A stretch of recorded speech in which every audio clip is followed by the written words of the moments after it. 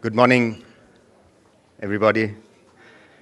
My teacher, Dr. Arvind Panagariya, Vice Chairman, NITI Aayog, speakers and panelists who have traveled from far, distinguished ladies and gentlemen, it is my proud privilege to welcome all of you to ICRIER's 8th annual G20 conference, Revitalizing Global Economic Growth, Views from G20 Countries. As usual, as in the past, this conference is being organized in collaboration with our long-standing partners, IMF and the World Bank. As you know, we are meeting at a time when the global economy is going through a difficult phase. Growth and inflation in advanced economies have not recovered to sustainable levels. Post-Brexit, there is uncertainty over the UK's economic relations with the EU. The referendum has also created anxiety about the future of the European Union. There are major concerns about the slowdown of the Chinese economy and its impact on the global economy. Many of you will know that ICRIER has been organizing this conference since 2009. As I said, this is our 8th annual G20 conference, and it brings together academics, key policymakers to address political, economic, social, and technological issues that are affecting the world today. And for wider dissemination, in the past, the papers have been published in the form of books. In fact, two of the authors are sitting in the audience of one of those two books. As we know, the history of the G20, it came into prominence in 2008. It has become an important platform to discuss policy coordination to deal with crisis. In coordination with the FSB, better known as the Financial Stability Board, G20 has managed to push Basel and other key financial regulations to improve financial stability. As the impacts of the crisis waned, G20 took on several new issues. However, significant increase in the scope of the agenda without any mechanism to enforce the agreed measures seems to have undermined a little bit of its effectiveness. We are pleased that an eminent panel will discuss these issues as we move into the technical sessions. Financial stability remains an important and paramount concern. Several important legislations have been enacted. Economies have made progress in implementing the Basel III norms. However, even after that, banking sector still continues to have some worrying problems. For example, in India, NPAs have become a growing area of worry for regulatory bodies. In international trade, growth has declined significantly in the last few years. The global slowdown doesn't explain all of the decline. Structural changes in the economy, the emergence of protectionism, competitive devaluations are policies of major concern. Referendum in favor of Brexit, as I mentioned, opposition of trade deals in the United States, and protest against trade and labor mobility, especially in the EU, are the worrying factors. The stalemate in WTO negotiations shows that in a period of economic slowdown, trade liberalization becomes that much more difficult. G20 should focus, perhaps one of the areas could be to focus on bringing the multilateral trade agenda back on the table. We are privileged and honored to have Dr. Arvind Panagariya, Vice Chairman, NITI Aayog, and India's G20 Sherpa. Dr. Panagariya has been a professor of Indian political economy, and he still continues to be a professor of India's political economy at Columbia University. He has worked with the ADB, the World Bank, the IMF, UNCTAD in various capacities. Not many of you will know that he also taught at the University of Maryland, where he was my teacher, and he also has a theorem, which I think goes by, my memory is right, by the Krishna Panagariya theorem. And given his vast experience, the Prime Minister has entrusted a major responsibility to him for transforming the erstwhile Planning Commission into a premier think tank to design strategic and long-term policies for the government of India. He, of course, as I said, also represents India at the G20. It is also my pleasure to welcome Andreas Bauer, IMF's new senior resident representative. He replaces our old friend, Dr. Thomas Richardson. So thank you, Andreas, for being here and for supporting this conference. And also, thank you, the World Bank, for being a long-standing supporter of our conference. As you will notice through the agenda that we have distributed, the conference will cover 7 major themes, Of course, the first theme is effectiveness, then we'll talk about macroeconomic policy coordination, financial stability, infrastructure, of course, trade, in an era what we call Brexitism, sustainable energy, and also BEPS and transfer pricing, which have become important issues in the agenda of the G20, starting with Australia, moving on to Turkey, and then, of course, now China. Once again, I would very warmly welcome all of you in the audience, all the speakers to our conference, and especially Dr. Panagariya, who, as you know, is the midst of crafting a long-term economic strategy for India. We hope that the ideas discussed in this conference would be useful in shaping the G20 agenda as we move forward, and I think over the next few years, India will perhaps assume the presidency. We don't know exactly when, but India, over the course of the next few years, will assume the presidency of the G20. And thank you once again, and may I now request Dr. Panagariya for the chief guest address. Thank you, Dr. Panagariya.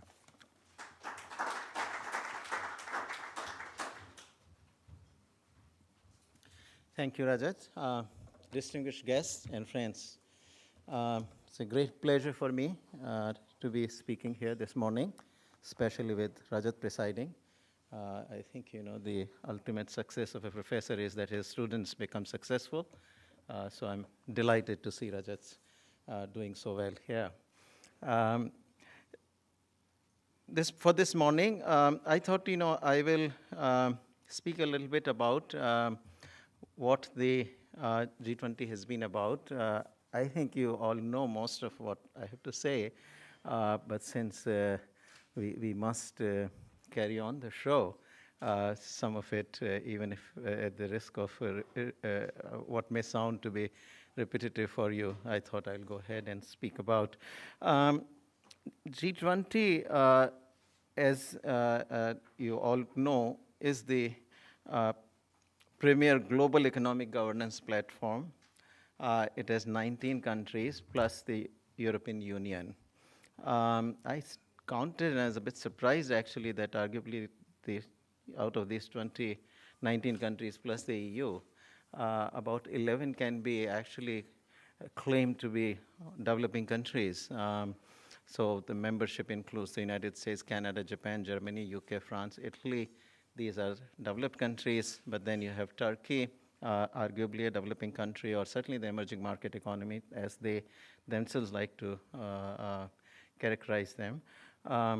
BRICS, the five, you know, so you got Brazil, Russia, India, China, and South Africa, Indonesia, South Korea, and then you got Mexico, Argentina, Saudi Arabia. So we practically in the G20, developing countries can count as the majority. Of course, these are developing countries with at very different levels of economic development, and therefore also with different economic interests, and therefore naturally they do not speak with a single voice. Nevertheless, that sort of membership, that sort of representation does provide the opportunity for forging issues-based coalitions. It's not always only the developing countries within which we form the coalitions, but sometimes there can be common ground with countries such as Japan as well. So it does cross the boundaries of the developing countries when it comes to formation of the coalitions on specific issues. The way the system works, the presidency can also bring special invitees. Several international organizations are regular invitees to it, and I'll give you some of the details on it just in a moment. So you got the invited countries this year. So China invited Chad as the chair of AU, the African Union, Senegal, which chairs the NEPAD, Laos, which chairs the ASEAN, and then it has also invited Spain, Egypt, Kazakhstan, and Singapore as special invitees. In addition, the international organizations that come to the meetings include IMF, OECD, World Bank, WTO, United Nations, ILO, FSB, UNCTAD, BIS, FATF, and this year China also added the UNIDO. The way the system works, they're sort of at 4 levels that they, or at 4 different forums that a lot of the discussions happen. There is the finance track and the Sherpa track. So these are the 2 where really the serious negotiation takes place. Finance track consisting of finance ministers and the central bank governors. This is where the finance ministry basically leads the negotiation on behalf of India. And on the Sherpa track, I from the NITI Aayog as the Sherpa lead the negotiations. But even the negotiation really, let alone discussions, is not completely limited actually to these 2 tracks. There is the level of working groups and ministerials. And particularly under the Chinese presidency, this track of working groups and ministerials has become rather important. To some degree, Chinese have taken a somewhat different approach. It's not totally new, but certainly it has been used more so by the Chinese presidency, whereby things get negotiated at the working group or ministerial levels, and then they are brought to the Sherpa level. So what that has done is actually to make the participation by the countries at the working group and ministerial levels extremely important. I think that if there is some particular issue about which a country feels strongly, then it becomes really quite essential to be present there and represent your viewpoint, particularly when things get included in the ministerial declarations. Then for the next level, that is either the Sherpa or the finance track level, to reverse that becomes a bit more difficult. So that therefore the efficiency of the country in ensuring that these meetings get attended. And there are really very large number of these. Currently, for example, the ministerial groups that are meeting include the labor and employment, agriculture, trade, energy. So at least 4, maybe I missed out some, but certainly there are these 4 where the minister level interactions happen, and then the ministerial declarations actually get issued, which really carry some of the agenda that then comes to be included in the summit communique. Also, then you got the official engagement groups, Business 20, Think 20, Civil 20, Youth 20, Women 20, and I'm sure there are a few others which I have missed out here. But that is the rough way the negotiation happens, and I think I'll come to say a few things later. There are ways in which think tanks can be of particular help in this, particularly in a country like India, where there is perhaps not as much work done for a country of India's size on the issues that come up for negotiations in G20 as in some of the other countries. I think we're still sort of, under active in this particular respect. In terms of the issues, I think this is going to be 10th or 11th summit. 2008 is when the G20 summits began. In the 2014 summit, which was in Brisbane, Australia, the theme was promoting global economic growth, promoting economic resilience, and strengthening global institutions. In Antalya, Turkey, Turkish presidency then chose the theme, inclusiveness, implementation, and investment. And now under the Chinese presidency, we got, instead of 3 eyes, we got 4 eyes towards an innovative, invigorated, interconnected, and inclusive world economy. Each presidency naturally comes up with a different agenda, but there is a lot of continuity as well. in effect, what really happens is that generally the issues that were discussed the previous summit, was the subject of negotiation at the previous summit, generally remain on the agenda. The new presidency comes in and adds more. And sometimes, of course, it's not the presidency alone, the G20 membership. So, any country can bring issues to the agenda, and so get it added. It's a matter of forging consensus, which requires a lot of groundwork, a lot of background work to do persuasion of the countries.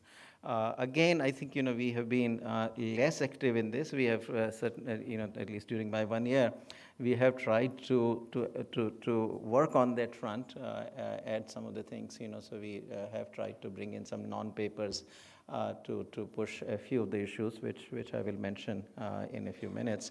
But I think that's another area in which perhaps we, India as a country, developing countries in general, I think, need to work a little bit more. We do a very good job of the negotiation. Certainly the voices that arguments we make are very much heard and often echoed actually in the Sherpa meetings. My own experience has been that, if you make good arguments, they go a long way. And in Antalya, I certainly, carried the negotiation on behalf of at least some of the developing countries, particularly helped by Argentina. And we really negotiated very hard, spanning 2 days and about 3 nights. And even after the first day of the summit, the climate change issue got reopened because, in effect, prior to that, the agreement that we could reach, it was a very contentious negotiation already. And so, therefore, the paragraph that was worked out on climate change really was a very soft paragraph, which the United States, Germany, and some of the other developed countries really were not very happy about. And so Obama and some of the other leaders said that, we urge the Sherpas to go back, please take a second look at it. And so we went back to work that night, and then we went on till 4 o'clock. But I sort of pretty much alone carried the ball on one side of the negotiation, but we had good arguments, and I was very pleased to see that good arguments do have salience, and so we never got pointed finger at after the summit. That in any way we were obstructionists to the negotiations, as has been the case in some of the past negotiations. And we actually managed to hold our ground. What I had been trying to do was to ensure that the real negotiation on climate change actually takes place in Paris, not in Antalya. I think a lot of the effort on the part of France and some of the other developed countries was that, look, if we could accomplish 1/3 of the negotiation here in G20, we'll have to work less hard, or we can push harder, push further in Paris. And my own view was that, look, the country needs the negotiating space as much as is possible in Paris. This is not a negotiation that should happen in G20. So we did negotiate hard. Ultimately, we did manage to hold the line to where no ground had been given by the developing countries. And so we are heard, and good arguments get salience. So there is a return, there is a payoff to doing prior groundwork and having good set of arguments. Let me just quickly mention the issues that will come up at the summit in Hangzhou. There are 5 sessions that are to happen at the Leaders Summit. The first one is what perhaps this conference is focusing the most, although the conference does, from looking at the agenda, does seem to go a bit further than that. But the key one, which is effectively, that's a growth sort of, agenda which has been at the center of the G20 since inception, and that remains. That is the first session, except that the Chinese presidency has added new dimensions to it. So this is not a new agenda, but the dimensions that have been added are somewhat new. So the Chinese have added the innovation, digital economy, and new industrial revolution as the key components of the first session or the growth session. So, but the session itself is called Strengthening Policy Coordination and Breaking a New Path for Growth. Breaking a new path of growth really is what this innovation, digital economy, and new industrial revolution agenda is about. But strengthening the policy coordination, that is an ongoing part of the agenda. And various countries. This is where the extra 2 percentage points to be added to growth starting from 2014 to 18. There, of course, the base on which this 2 percentage point was added has itself not turned out. It looks as though it's going to be less than the 4% that had been expected at the time that this goal was set. The second area is the more effective and efficient global economy and financial governance. This is the bigger part of this agenda is in the finance track,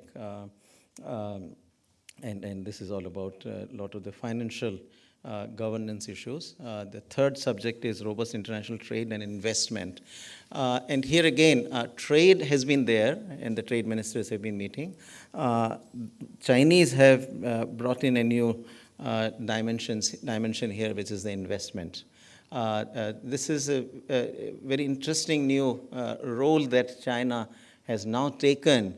I think China perhaps sees itself somewhere between the developing and developed countries today, and that's reflected in its both agenda setting and negotiating positions.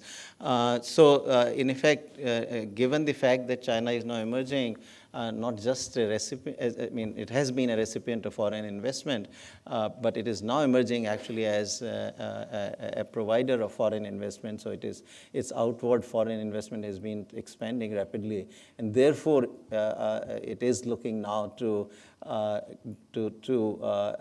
set the rules effectively on outward foreign investment. And so what used to be really primarily an OECD agenda, those of you who have been there would remember, that the OECD had one time tried to push this multilateral investment agreement, which first within the OECD countries or within the European Union, and it was not successful at the time. Then that was actually brought into the Doha agenda, the multilateral agenda, as a part of the Singapore issues, which India actually fought back against very effectively. And finally, initially the Minister Maran at the time, who represented India at Doha, fought very hard and really got a language crafted in the Doha development agenda as it was agreed to in Doha, which then allowed Minister Jaitley, who at that time was who succeeded Maran as the Commerce Minister in Cancun ministerial, to get 3 of the 4 Singapore agendas, Singapore issues dropped actually from the negotiation at the time, and so 2003, I think, around was the Cancun conference, and that multilateral investment agreement dropped off the agenda of the Doha negotiations at the time. It was a big victory actually for India, but China now seems to be sort of moving in that direction. I wouldn't say that that they are pushing for a multilateral agreement yet at this stage, but certainly it is very interesting that the what they are calling the guidelines for multilateral or guidelines for investment rules, which is still sort of meant to be at the national level, but the moment you think in terms of uniform guidelines at the national level, that clearly is the very first step towards a multilateral agreement.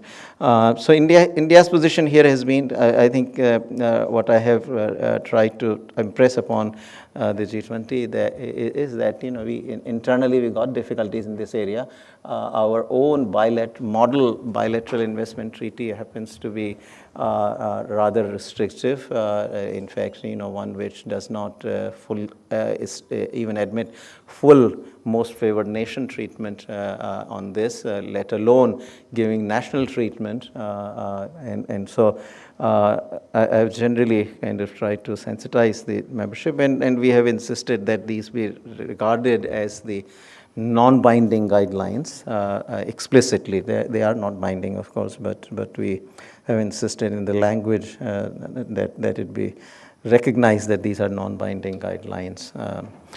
Then you got agenda on the development, which is inclusive and interconnected development, and then you got the last set of issues. Really, they are called the other issues affecting the world economy. Very briefly, perhaps I should quickly give you an idea of what is in the last set of issues, right? What are these other issues? So the other issues include climate change and climate finance. Global health is now beginning to enter via the antimicrobial resistance AMR non-paper that the UK has floated. Refugee crisis, this was also a non-paper floated by Turkey, and terrorism financing. These are the 4 issues on the last of the 5 sessions for the summit. Within some of the other areas, so the inclusive and interconnected development, this is where some of the issues you will be discussing here are included. The Chinese presidency has brought as a part of this the implementation of the SDGs. Here our position has been that, look, a lot of this work is going to be done at the United Nations. Let's not repeat it. What we ought to do as G20 is to make a push where the G20 can bring in some value added, which is really, issues on which joint action is required, some sort of multilateral public goods action is required. I have personally kind of pushed that we make poverty elimination as the centerpiece of the G20 push within the SDG 2030 implementation agenda. Then there is an objective of promoting industrialization in Africa and LDCs. Here India has played an important role in terms of African development, and that is recognized in the specific report that has been written. Employment is an important issue, continuing issue here, which I believe you are discussing, and agricultural development, food security and nutrition. These are the 3 major kind of components of the agriculture agenda within the session 4. India's positions, as I indicated, are about giving priority to poverty reduction, India's own outreach in Africa and the LDCs. Here we had actually originally, at some point,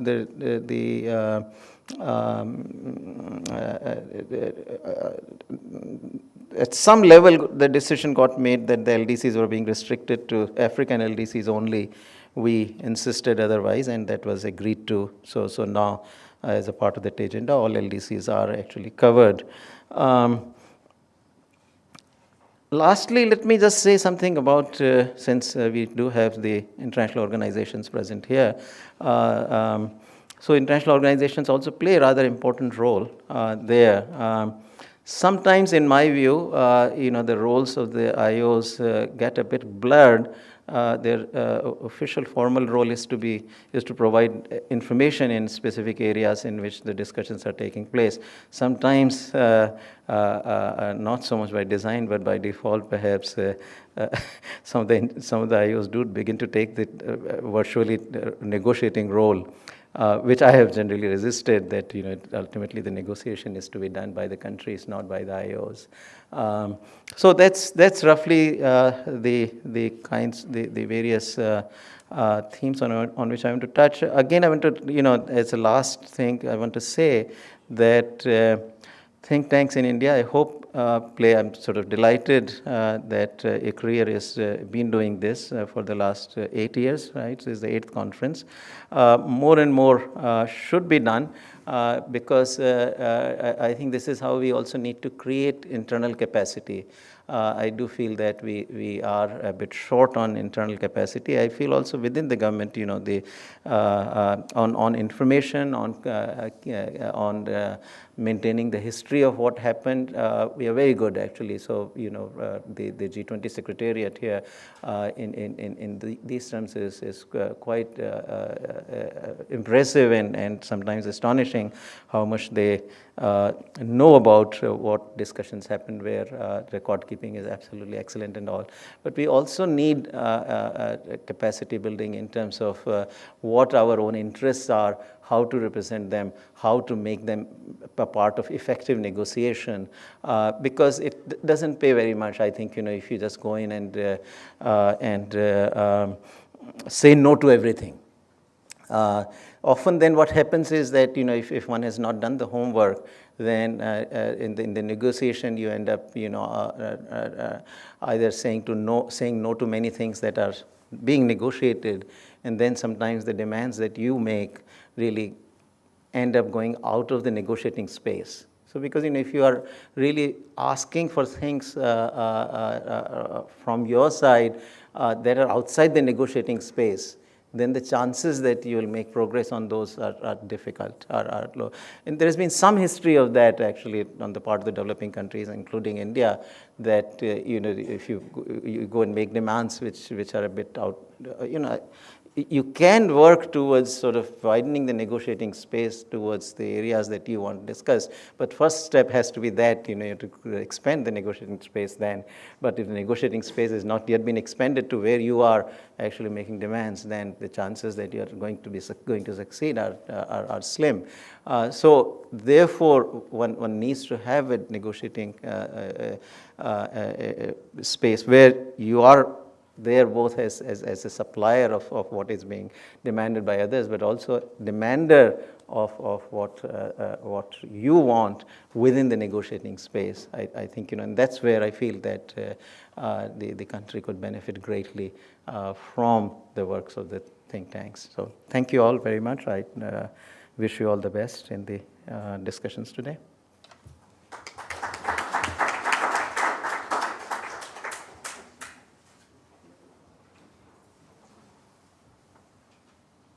Thank you, Dr. Panagariya.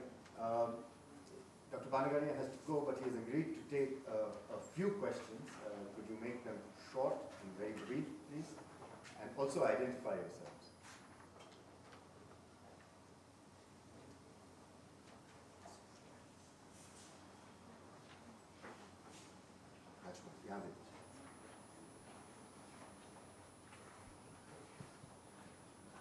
Hi. Hi, Hamish MacDonald from the Australian High Commission. Thanks, Dr. Panagariya. I was just wondering, you've outlined the agenda very succinctly. What do you think, from an Indian perspective, is missing from the agenda? And what do you think is on the agenda but could be done outside of the G20? So what could sort of slim down the G20 agenda? That's a very wide-ranging question. In principle, I'll give you a principle at least, In principle, where already forums for negotiation exist, take, for instance, international trade, you got the WTO, and then you got the negotiations happening in the free trade agreements. So you got separate forums for negotiations in trade. Likewise, you got separate, UNFCCC, the environment negotiation happening under the auspices of the United Nations. Those negotiations ought to be done, and that is my personal view. This is, not necessarily the government's view, but those ought to be done in those forums. One can discuss the broad issues within the G20 framework, but one really should leave the negotiation. And I'll give you example from the current negotiations, for instance. intellectual property that sort of, as a part of the growth and this innovation digital economy agenda is partially being pushed through the G20. Personally, I would think that, that's something that now has been put multilaterally in the WTO. My own view had been that that was a mistake to put it into the WTO, but should have stayed in WIPO. But it has been there now. So any further boundaries really you can't push in G20. So that's one area I'll point out. Now, as I said, the question is very wide-ranging. I can't really list everything here, but that should give you an idea of the essential principle that I prefer. Yeah, Ashima Goyal. That is an interesting point about China now being a major source of outbound investment and looking for its own investment standards. So how do these differ from those pushed by the OECD countries, and how does it link into what's happening with RCEP? I think the guidelines that they have pushed. Now, the big difference really is that these are just guidelines, non-binding. So it doesn't amount to any kind of multilateral agreement or anything. But in terms of what these principles are, I think they are clearly far more towards what the OECD countries would like. So, for example, it has both MFN and national treatment as a part of the investment policy. Heribert, Acharya, Brookings. You mentioned that India and you personally have pushed poverty reduction as an area of collective action by the G20 in the 2030 development agenda. What type of specific joint G20 actions do you envisage in the poverty area? Some of it is being done, particularly in Africa, where there is a separate working group that works on bringing aid and technical assistance and all to Africa. India has itself been actually active in that area, so that's clearly one possible area. But also in terms of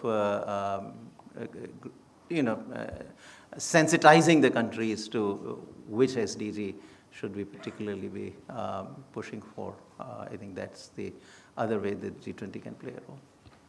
There's a question there. My name is Caroline Silva-Gavin from the German Embassy. So in face of the upcoming German presidency, of course, it would be interesting for us to know what would be your wish list for our presidency? Sorry, we are working on it. I've certainly already raised it because I thought, because the summit and under the Chinese presidency is happening earlier, and there's going to be another round of Sherpa meetings in China at which the presidency will be actually transferred to Germany. So that's where I suspect, that's how it works, that at least the initial subjects for the German presidency will be discussed. So we hope to have a list at that time there.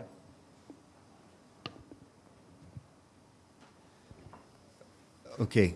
If there are no further questions, let me thank Dr. Panagariya for what we expected to be a very thoughtful address, given that he is an academic at heart, and a very, very thoughtful address. And let me also say that some of the issues that Dr. Panagariya raised about building capacity and think tanks contributing to the G20 process, some of the things that he mentioned are being done in ICRIER and by, I think, some of the other think tanks, especially the point he raised about BITs. There is a project that is ongoing on bilateral investment treaties and how India can kind of gain more from the process, and we are going to submit the recommendations to the Ministry of Finance, and I will be happy to send you a copy of that report when we complete, which will be in the next week. So thank you very much, Dr. Panagariya, for coming here. And I think setting the tone, setting an academic and scholarly tone for the rest of the sessions that will follow, that have a number of academics that have come from both India and abroad. And we will definitely send you the proceedings of the conference as well. Before I close, may I request Deepika Wadhwa to present on behalf of ICRIER and indeed on behalf of all of us a bouquet to thank him for giving such a stimulating chief guest address.